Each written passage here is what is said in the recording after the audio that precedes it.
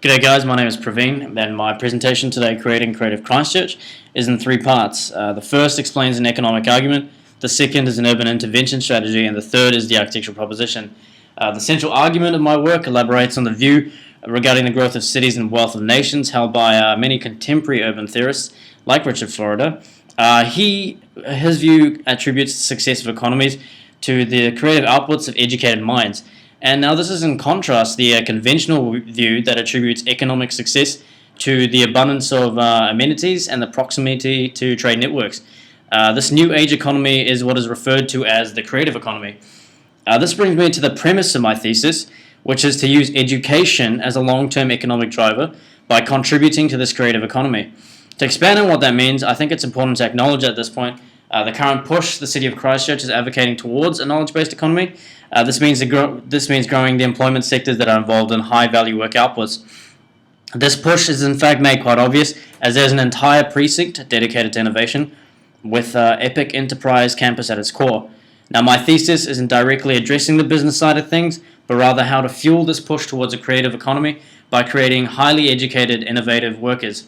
The key factor with this creative economy transformation is, in fact, education. Delving into a bit of history, during the inception of public education in the Industrial Revolution, students were expected to memorize and regurgitate information through rote learning. The desired outcome was to create factory workers who are good at repetitive tasks. However, what drives successful economies today is no longer an abundance of factory labor. Today's knowledge economies demand creative thinkers. Apple, Samsung, Google, and Fisher & Paykel Healthcare are driven by highly educated innovators, inventors, and patent seers. You see, although economies have changed a lot since the Industrial Revolution, education for the large part has not. And my investigation began by assessing school leavers of this country. Only 28% of our school leavers attain direct entry into tertiary education, while the vast majority of 54% finish with basic school qualifications only. Worst of all, this leaves almost 20% with no qualifications whatsoever. To compare these proportions globally against other OECD countries, New Zealand, ranked 5th, isn't actually doing too badly. 48% of our adults at some stage do end up getting tertiary qualified. However, what we need to remember is that we have a significant size-based disadvantage as a small country. In this globalized age, we are put up against countries which have populations which are tens and even hundreds our size.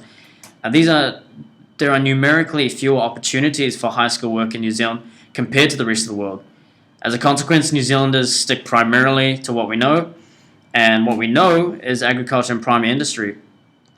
Sir Paul Callaghan, one of New Zealand's foremost advocates of science and innovation, said, and I quote, "We need to overcome our size-based disadvantages by having an even greater proportion of educated workers," and that was in the lecture series he gave in the McGuinness Institute in 2009. Looking at the employment composition for Christchurch, the largest proportion at 44% consists of low-skilled labour. Now, this is a serious concern given that these low-skilled employment sectors, consisting of factory labour and primary industry, are shrinking fast. This will mean more job cuts and unemployment for many workers in the years to come.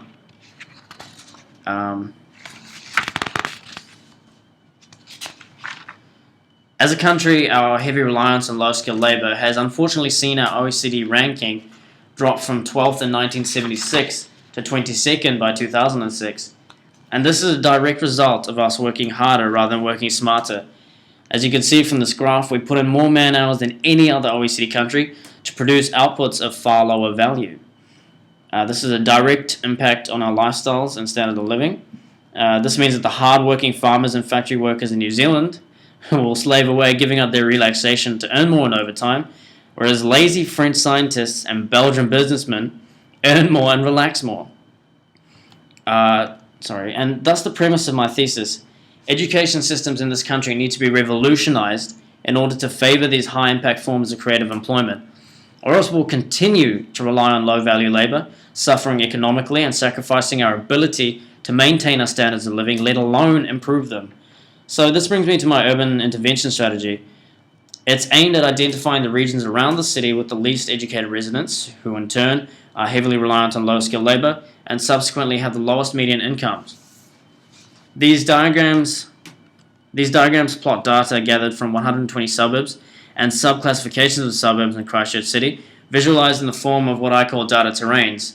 The peaks and the valleys correspond to high and low points in the data, and I want to compare these negative indicators against where population is expected to grow the most, and identify a specific suburb for intervention using this logic.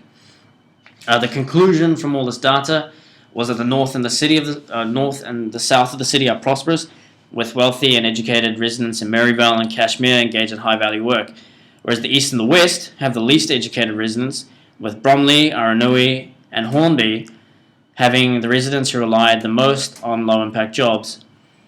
When education, employment, and income terrains were superimposed over population growth, the intervention site became quite obvious. You see, Hornby is expected to grow by 83% by 2031 without the education opportunities needed to facilitate this growth. Extrapolating from the current datascapes, I could say that without intervention, the city may grow an entire suburb consisting of low-skill, uneducated factory workers. Therefore, I'm proposing an intervention strategy beginning in Hornby, moving on to the eastern suburbs, followed by south-central suburbs like Sydenham, before finally propagating throughout the rest of the city. This is where my proposed architecture comes in. I'm proposing informal neighborhood classrooms with the outcome of facilitating high-quality education within the suburbs themselves.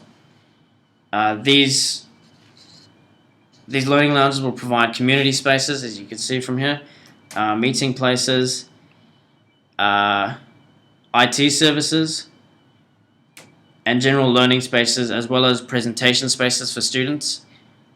And the idea is to provide additional learning facilities to compensate for the shortfalls in local schools and local homes while supplementing existing education facilities.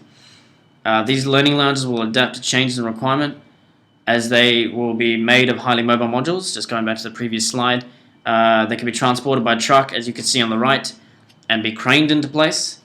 Now, I recognize that these are quite extreme architectural forms, so I'd like to explain the logic behind my architecture. I began by looking at typical schools, and this is a typical school, and how classrooms kind of come together in these typical schools. I realized that the plan of classrooms in schools are cellular in configuration, which means that different cells repeated in different sequences to produce classrooms, office spaces, utility spaces, and this kind of got me looking at how cells come together in biology. Multiple living cells come together and cohesively function as one organism because of the connections they make between one another. I began making models with the outcome of describing this idea of cellular connectivity, and in order to derive an architecture from this concept, I relied on a system of spatial planning called Voronoi diagramming. A Voronoi diagram takes into account a number of points in space in any arrangement. Then it propagates the areas around each point to form evenly shared territories with their neighbors. Holes can be designed in the diagram to approximate the organic geometries of biological cells, and this generates the basis of spatial planning that I used.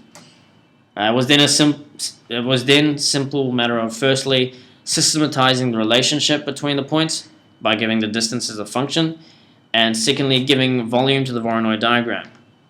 And these are the final points that I used to generate the 3D Voronoi diagram. I thus derived the geometries of my cellular classroom types. There are 8 different removable modules that combine into an infinite number of configurations. Illustrated here is one scenario. Note the subtracted modules. They could form courtyards within the center of the building. In addition to these learning lounges, a second phase will be aimed at a larger general audience. When I say general audience, I mean adult audience, in the form of a mediatek. You see, learning doesn't stop following the completion of school and university. Most European countries have a heavy emphasis on this notion of lifelong learning, and I think it's time that New Zealand really caught up. This mediatek is located adjacent to the innovation precinct and will provide adults with learning opportunities. Now, the architecture that I'm proposing consists of repeating modules that can move and adapt to changes in demographic patterns. This is an architectural system rather than a one-off building, and thus is cheaper. However, I do recognize that this is a costly capital investment for the city to make. Nevertheless, it's an investment with high returns, as these students will go on to become highly creative knowledge workers of tomorrow. The high-value work outputs of this creative class is the biggest economic driver in this age. So I'd like to conclude by hoping that my work has made you share my vision my vision of creating Creative Christchurch. Thank you very much.